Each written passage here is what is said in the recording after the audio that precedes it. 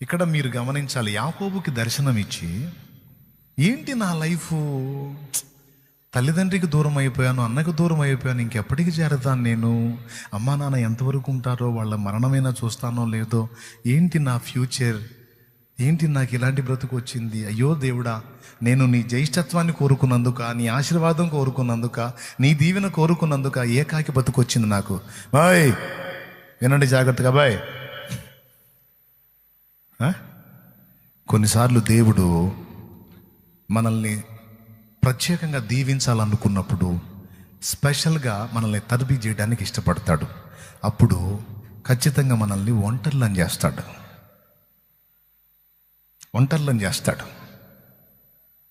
మన చుట్టూ ఉన్న పరిస్థితులు మార్చేస్తాడు. మనకు సమీపంగా ఉన్న వారిని దూరం చేస్తాడు. మనకి వీళ్ళు అడ్డుబండలు అవుతారన్న వాళ్ళందరినీ కట్ చేస్తాడు, దూరం చేస్తాడు. ఎందుకంటే నీ మీద ఆయనకి ప్రణాళిక ఉంది. నీ ద్వారా కొన్ని పనులు నెరవేర్చాలనుకుంటున్నాడు, నిన్ను ఆశీర్వదించాలనుకుంటున్నాడు, నిన్ను గొప్ప చేయాలనుకుంటున్నాడు. అలా అనుకున్నప్పుడు, ఆయన నీ ద్వారా తన కార్యాలు నెరవేర్చుకోవాలనుకున్నప్పుడు కొన్నిసార్లు నిన్ను ఒంటరిగా చేస్తాడు.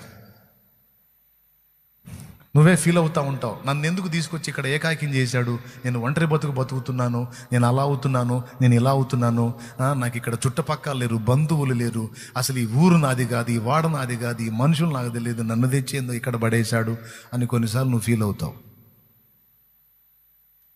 నీ పట్ల దేవునికి ఉన్న ప్రణాళిక నెరవేరాలి అంటే అబ్రహామును ఏం చేశాడు? నీవు నీ తండ్రి ఇల్లు విడిచి నీ బంధువుల యొద్ద నుండి, నీ సొంత దేశం నుండి బయలుదేరి వెళ్ళు, నేను నీకు చూపించే దేశానికి, అక్కడ నిన్ను గొప్పగా నేను ఆశీర్వదిస్తాను.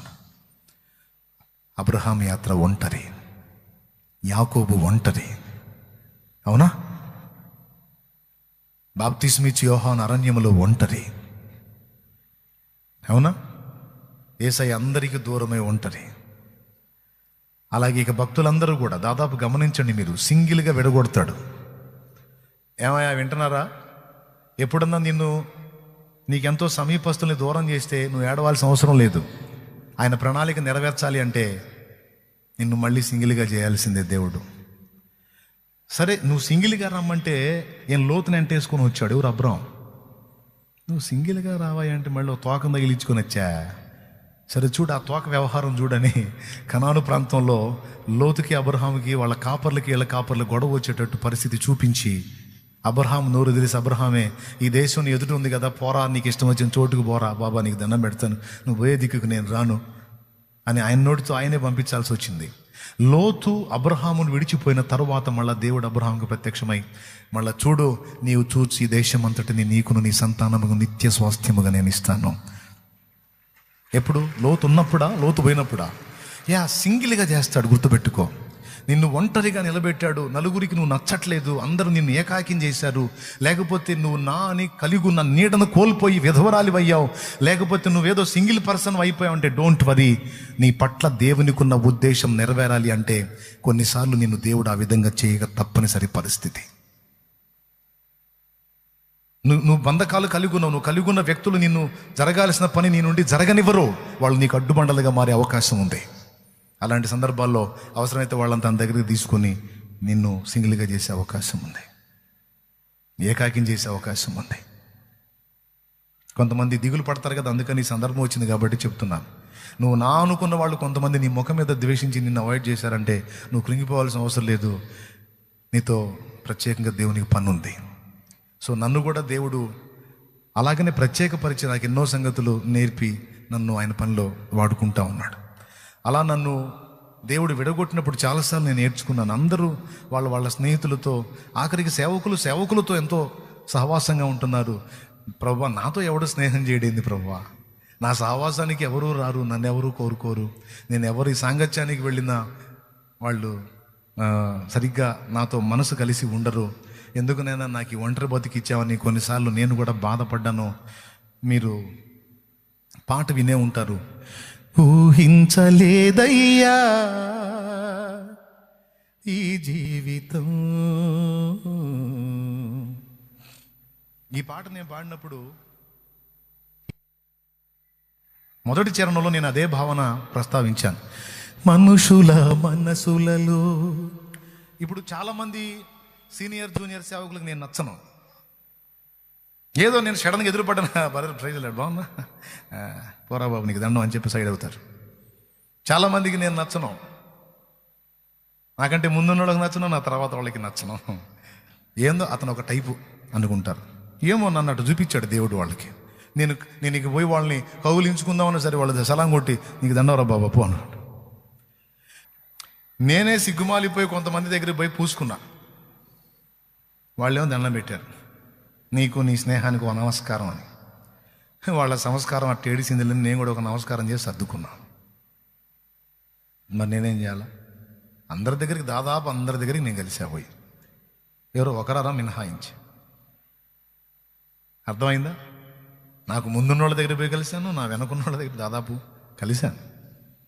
అయినా సరే కొంతమందికి నచ్చను నేను. ఎందుకు ఇలాగా దేవా, ఏంటైనా ఎవరికి నప్పను నేను, ఎవరికి నచ్చను నేను అంటే ఆయన అంటాడు, ఎవడితో నీకు ఎందుకురా నేను ఉన్నాగా అంటాడు ఆయన. నేను ఉన్నా కదరా. ఆయన నీకు మనుషుల ప్రేమ కావాలా, నా ప్రేమ కావాలా? నీ ప్రేమ చాలు. అందుకే నా హృదయానికి చెప్పుకున్న ఆ పాటలో, ఆల్నైట్ కదా పాడేదా, స్థిరమే లేని మనుషుల ప్రేమలు. రే ఈరోజు వాటేసుకుంటారు, రేపు తీసి నేలకేసి కొడతారా. ఎవరి ప్రేమరా నువ్వు ఎదురు చూస్తున్నా పిచ్చోడా? నటనయే చూపుచూ కదిలే బొమ్మలు. నువ్వు అనుకుంటున్నావేమో నీకు సంతోషం కలిగిస్తారని. వాళ్ళ సంతోషం అంతా టెంపరీయరా, కోస్తారా నీకు గుండె కోత. కలుగజేయులే నీకు గాయము, చెయ్యలేరులే ఏ సాయము. మరి ఎట్లయ్యా? గాయాలన్నీ గేయాలుగా మార్చును నీకు యేసయ్య. సాయమిచ్చి హాయినిచ్చి కౌగిట దాచును మెస్సయ్య. నీలో నిలచి నీతో నడచే మార్గమే చూపిన మంచి దేవుడు, అనురాగమే పంచిన ఆత్మీయుడు. పిచ్చి హృదయమా, ఎందుకే వాళ్ళు పలకరి లేదు, వీళ్ళు పలకరి లేదు, నాకెవ్వరూ లేరు, నేను ఏకాకిని, ఒంటి పక్షిని, ఒంటరిగాడిని, ఒంటరిగత్తని అనుకుంటావు హృదయమా? అది హృదయాన్ని పలకరించేటట్టు దేవుడు కృపనిచ్చాడు. హృదయమా, ఎవరు హృదయం? నా అంటే ఎవరికి చెప్పుకున్నాను? నీకు చెప్పానా, నాకు చెప్పుకున్నాను? మరి నా పాట మీరు పాడుతున్నారు ఏంది? అంటే మీరు కూడా మీ హృదయానికి చెప్పుకుంటారన్నమాట. కొంతమంది నా దగ్గరకు వస్తే వాళ్ళకి ఎక్కడ విలువ, వాళ్ళకి ఎక్కడ గుర్తింపు తగ్గిద్దో, మళ్ళీ వాళ్ళు నా దగ్గరకు వచ్చి కనబడితే నాకెక్కడ గౌరవం పెరిగిద్దో, ఇది వాళ్ళు నా దగ్గరకు వచ్చి కలిసినందువల్ల కలవడానికి ఇష్టపడరు. పొరపాటును కూడా మంచి పాట, నేను నా నుంచి దేవుడిచ్చిన పాటలు మంచి ఉన్నా, పాడదగ్గవి ఉన్నా, పొరపాటును కూడా పాడరు. పొరపాటును ఈ పాట పాడామంటే అందరూ వాడికెళ్ళి చూస్తారు. దేవునికి స్తోత్రం కలుగునుగా. పాడరు, వెరీ డేంజర్. అది పాడామంటే ఇంకంతే, ఈ పాట ఎక్కడ దాన్ని వెతుక్కుంటారు, అటుపోయి కనెక్ట్. కొంతమందికి భయం, అయినా ఏం ప్రాబ్లం లేదు. మనుషుల తత్వం అలాంటిది కాబట్టి నాకెందుకు, కాబట్టి నాకెందుకు. నన్ను పిలిచి, నన్ను తలచి, నన్ను వలచి నా దేవుడు మహిమను వదిలిపెట్టి వచ్చాడు. వీళ్ళు ఏదో ఒక పొజిషన్లో ఉన్నోళ్ళు ఒక పొజిషన్ వదిలిపెట్టి రావడానికి వెనకాడతారు. ఆడకు మనం పోయేది అని ఏడిచారు. నీ బొంద, మీరు వస్తే అంత, రాకపోతే అంత. ఎవడు కావాలి? మీరు రాక ఎవడికి కావాలి? మీరు కాదు, మీలాంటి వాళ్ళు కోట్ల మంది కలిసిన ఆ ఒక్కడితో సమానం గారు. ఆయన వచ్చాడు నా కోసం. ఎవరు వచ్చారు? మీకేమొచ్చింది ఇప్పుడు? నిద్ర? కాబట్టి నా హృదయానికి చెప్పుకున్నా ఏమని, నిన్నే తలచి. ఓకేనా? అది ఆ పాటలో నా ఆంతర్యం. పాటలో హృదయాలు ఉంటాయి, అయితే చెబితే కానీ అర్థం కావు. స్తోత్రం చెప్పండి మీరు ప్రస్తుతం. కాబట్టి ఏం చెప్పాను? నిచ్చెన ఎక్కడి నుంచి ఎక్కడికి వేయబడింది? భూమి మీద నుంచి ఆకాశానికి. ఆ నిచ్చెన ఎవరని చెప్పుకున్నాడు యేసయ్య? మనుష్య కుమారునికి పైగా దేవుని దూతలు ఎక్కుటయు దిగుటయు మీరు చూతురు అన్నాడు. ఇప్పుడు ఆ నిచ్చెన ఎవరు అని యేసయ్యే చెప్పాడు. ఈ సంగతి యాకోబుకి ఎందుకు? అది యాకోబుకి ఎందుకు చూపించాడంటే, నా బతుకేంది ఇలా అయిపోయింది, ఏకాకి బతుకు అయిపోయింది ఏంది, నేనేంది ఇలా అయిపోయానంటే, పిచ్చి యాకోబు, నేనే విడగొట్టాను, నిన్ను నిశ్చయముగా ఆశీర్వదిస్తాను, నీలో నుండి రక్షకుని రప్పిస్తాను. ఆ రక్షకుడు ఎంతటి వాడంటే నేనే భూమి ఆకాశములకు ఒక వారధిగా నేను ఉండటానికి నేను ఏర్పరచుకున్నాను నాన్న అని యాకోబుతో మాట్లాడాడు దేవుడు. అర్థమైందా మీకు? ఇప్పుడు ఇక కలవరం ఉంటుందా? బహుశా యాకోబుకి అయి ఉండకపోవచ్చు అప్పటికి. ఇప్పుడైతే యాకోబుకి అర్థమైంది. ఇప్పుడు అబ్రహాములో నుంచి ఇస్సాకులోంచి యాకోబులోంచి 12 గోత్రాలు ఒక గోత్రం యోధా గోత్రం నుంచి వచ్చిన వాడు నజరేయుడు యేసు. ఓకే, ఇప్పుడు మూలం ఎవరయ్యారు? యాకోబు అయ్యాడు. దేవుడు ఏం చెప్పి, నేను అబ్రహాము దేవుణ్ణి, ఇస్సాకు దేవుణ్ణి, నేను జ్యేష్ఠత్వ హక్కు కోరుకుని నిన్ను కోరుకున్నందుకు నాకేంది ఈ గతి పట్టింది అంటున్నావుగా, ఏకాకి జీవితం వచ్చింది ఏంది అంటున్నావుగా. ఏకాకి జీవితం కాదు, ఆశీర్వాదకరమైన భవిష్యత్తు. దాన్ని నమ్మి స్తోత్రించంతే నువ్వు. ఓకేనా? ఇంకేనీ డౌట్? ఇప్పుడు యాకోబుతో ఏం మాట్లాడాడు? ఇలాంటి ఫ్యూచర్ నీకుందని మాట్లాడాడు. ఓకేనా? ఇప్పుడు యోసేపు గురించి ఆలోచిద్దాం, జస్ట్ మీకు ఉపయోగపడేదాన్ని. యోసేపు ఏమనుకొని ఉండొచ్చు? నేను ఎప్పుడు కనపడ్డా, నేను వాళ్ళని ఎంత ప్రేమించి ఎంత మంచిగా దగ్గరికి వెళ్ళినా వాళ్ళు నా మీద కోప్పడతానే ఉంటారు. ఇట్లా కోప్పడుతున్నారని నాన్న చెప్తేనే నాన్న కోప్పడతాడు, వాళ్ళతో నీకెందుకు అంటాడు. నాన్న నన్ను ప్రేమిస్తున్నాడు అనుకో, బాగానే ఉంది, కానీ వాళ్ళు ఎందుకో నన్ను ద్వేషిస్తారు. నన్ను చూస్తే చాలు వాళ్ళు శత్రువుని చూసినట్టే ఫీల్ అవుతారు అని పాపం ఎంత మదన పడ్డాడో, ఎంత వేదన పడ్డాడో ఆ చిన్నోడు. ఆ చిన్న వయసులో నాకు దర్శనం కలిగింది. ఆ దర్శనంలో దేవుడు ఇందాక చెప్పిన దర్శనంలో యాకోబును బలపరిచాడు, ఇప్పుడు దర్శనంలో యోసేపును బలపరుస్తున్నాడు. ఏంటో తెలుసా? వాళ్ళు నిన్ను చూస్తే కొరగారు, ద్వేషిస్తారు, నిన్ను క్రూరంగా చూస్తున్నారు అని అనుకుంటున్నా కదా, వాళ్ళందరూ నీకు సాగిలు పడతారు. ఇంకా చెప్పాలంటే వాళ్ళందరి బాధ్యత నీదే. ఇంకా చెప్పాలంటే రేపు వాళ్ళ ప్రాణం నిలిపేది కూడా నువ్వే. నమ్ము.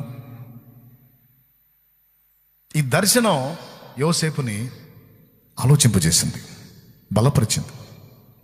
స్వప్న దర్శనం. పాపం ఉండబట్టలేక వాళ్ళ అన్నోళ్ళకి చెప్పాడు. అది కూడా చూపించిన దర్శనంలో వేరే ఏం చూపించకుండా మొదటి దర్శనంలో పనల్నే చూపించాడు, పొలములోని పనలు. ఆ పనలు 11 పనలు సాష్టంగా పడ్డాయి, ఒక పన నిలిచుంది అని. 11 పనలు ఎవర్రా? మీరే. 12వ పన నిలబడ్డ పని ఎవరు? నేను. ముందే కోప్పడుతున్న వాళ్ళు ఇప్పుడు ఇట్లాంటి దర్శనాలు చెబితే ఊరుకుంటారా? కొడతారుగా. ఇంకా పగ పెంచుకున్నారు. కానీ మీరు గమనించండి, యోసేపు అంత కఠినమైన శ్రమల్లో కూడా బ్రతికి ఉండటానికి కారణం ఏంటో తెలుసా? ధైర్యంగా ఉండటానికి కారణం ఏంటో తెలుసా? దేవునికి నమ్మకంగా ఉండటానికి కారణం ఏంటో తెలుసా? ఆ దర్శనమే. ఎందుకంటే నా దేవుడు 1కి 2 సార్లు దర్శనాన్ని స్పష్టంగా బయలుపరిచాడు. దర్శనం స్పష్టమే, దాని నెరవేర్పు ఖాయమే. దేవునికి మహిమ కలుగును గాక. ఎందుకు? ఒకటికి 2 సార్లు చూపించాడు. ఇక ఆయన్ని గోతిలో వేసినా యోసేపుకు టెన్షన్ లేదు, ఎందుకంటే దర్శనం ఉంది కదా. కాబట్టి బలపరచుటకు మరియు ధైర్యపరచుటకు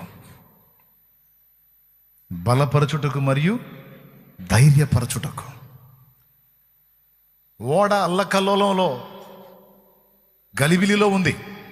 పౌలున్నాడు ఖైదీగా, ఇంకా మిగిలిన ఖైదీలు ఉన్నారు, వాళ్ళని తీసుకెళ్లేటువంటి సైనికులు ఉన్నారు. కానీ ఓడ దారి తప్పింది, ప్రమాదపు అంచులో ఉంది. కన్ఫామ్ మొత్తం చచ్చిపోతారు సముద్రంలో. అయితే పౌలు శుభ్రంగా తింటున్నాడు, ప్రశాంతంగా ఉన్నాడు. అందరూ కంగారు పడుతున్నారు, అందరూ భయపడుతున్నారు, కానీ పౌలుకు టెన్షన్ లేదు.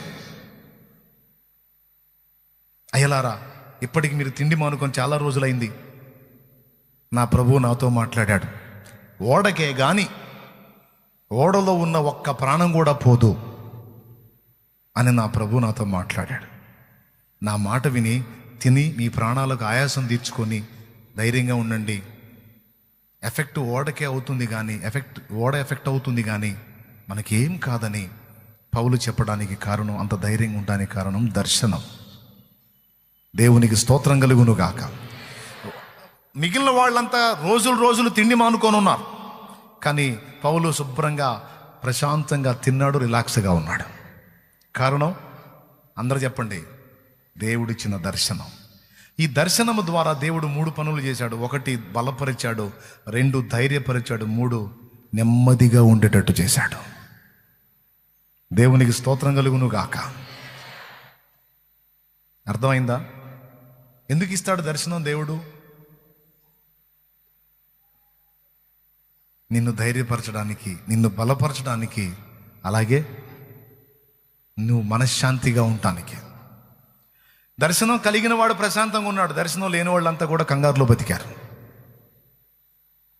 ఎంతమంది ఒప్పుకుంటారు ఈ మాటకి?